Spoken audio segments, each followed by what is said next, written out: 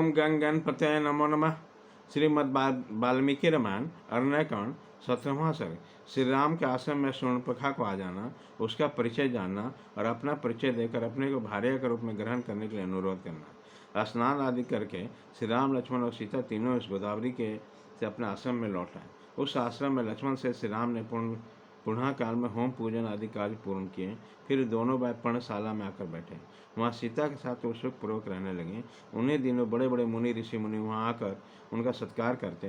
पर्णशाला में सीता के साथ बैठे हुए महाभाव श्री रामचंद्र जी ने चित्रा के साथ विराजमान चंद्रमा के भांति शोभा पा रहे थे। वह अपने भांति लक्ष्मण के साथ वहाँ तरह तरह की बातें किया करते थे।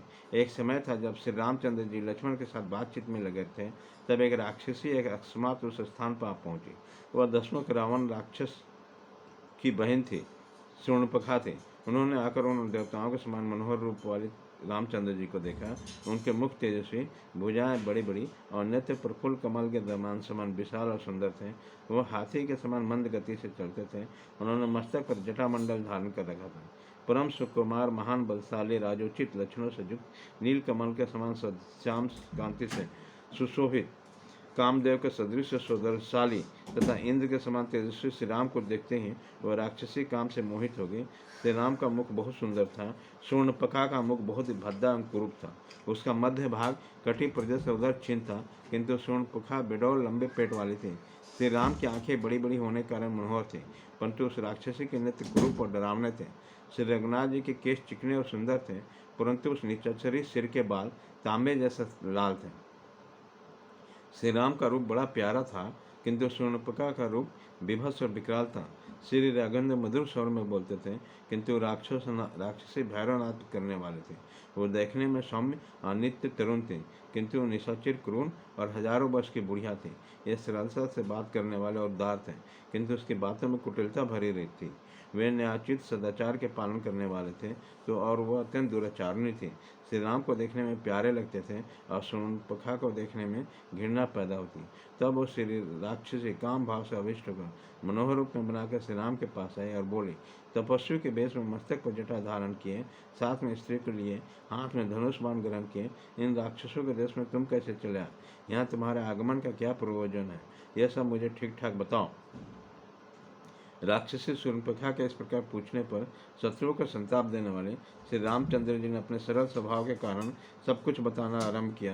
देवी दशरथ के नाम से प्रसिद्ध एक चक्रवर्ती राजा हुए, जो देवताओं के समान परिक्रमी थे। मैं उन्हीं का जेठ पुत्र हूँ और लोग में राम नाम से विख्यात हैं। ये मेरे भाई छोटे लक्ष्मण हैं, जो सदा मेरे आज्ञा के अधीन रहते हैं। ये मेरी पत्नी है, जो विजयराज जनक की पुत्री और सीता के नाम से प्रसिद्ध है। अपने पिता महाराज दशरथ और माता कैकेयी की आज्ञा से प्रेरित होकर मैं धर्म पालन की इच्छा रखकर धर्म रक्षा के उद्देश्य से इस वन में निवास करने के लिए यहाँ आई हूँ। अब मैं तुम्हारा परिचय प्राप्त करना चाहता हूँ। तुम किसकी पुत्री हो? तुम्हारा नाम क्या है? और तुम किसकी पत्नी हो? तुम्हारे अंग इतने मनोहर हैं, तुम मुझे इच्छा अनुसार रूप धारण करने वाले कोई राक्षसी प्रतीत होती हो। यहाँ किस लिए तुम आई हो, यह ठीक ठाक बताओ। श्री रामचंद्र जी की बात सुनकर राक्षसी काम से पीड़ित होकर बोली, राम, मैं सब कुछ ठीक ठाक बता रही हूँ, तुम मेरी बात सुनो। मेरा नाम शूर्पणखा है और मैं इच्छा अनुसार रूप धारण करने वाले राक्षसी। मैं समस्त प्राणियों के मन में भय उत्पन्न करने वाली इस वन में अकेले विचरती हूँ। मेरे भाई का नाम रावण है। संभव है उसका नाम तुम्हारे कानों तक पहुँचा है। रावण विश्वेश्वर मुनि का वीर पुत्र है, यह बात भी तुमने सुने होगे। मेरा दूसरा भाई महाबली कुंभकर्ण है, जिसकी निद्रा सदा ही बड़ी रहती है। मेरे तीसरे भाई का नाम विभीषण है, परंतु वो धर्मात्मा है। राक्षसों का आचार विचार का वो कभी पालन नहीं करता। युद्ध में जिनका पराक्रम विख्यात है, वे खर और दूषण भी मेरे भाई हैं। श्री राम, बल और पराक्रम में मैं अपने उन सब भाइयों से बढ़कर हूँ। तुम्हारा प्रथम दर्शन से मेरा मन तुम में आसक्त हो गया है, अतः तुम्हारा रूप सौंदर्य अपूर्व है। आज से पहले देवताओं में भी किसी का ऐसा रूप मेरे देखने में नहीं आया, अतः इस अपूर्व दर्शन के कारण मैं तुम्हारे प्रति आकृष्ट हो गई। यही कारण है कि मैं तुम जैसे पुरुषोत्तम के प्रति अपने पति की भावना रखकर बड़े प्रेम से आई हूँ। मैं प्रभाव, उत्कृष्ट भाव, अनुराग अथवा महान बल पराक्रम से संपन्न हूँ और अपनी इच्छा तथा शक्ति से समस्त लोगों का विचरण कर सकती हूँ। अतः अब तुम दीर्घ काल के लिए मेरे पति बन जाओ। इस अबला सीता को लेकर क्या करोगे? वो विकार युक्त और कुरूपा है, अतः तुम्हारे योग्य नहीं है। मैं ही तुम्हारे अनुरूप हूँ, अतः मुझे अपनी भार्या के रूप में देखो। यह सीता मेरी दृष्टि में कुरूप, ओछी, विकृत, धसे वाले पेट वाली और मानवीय है।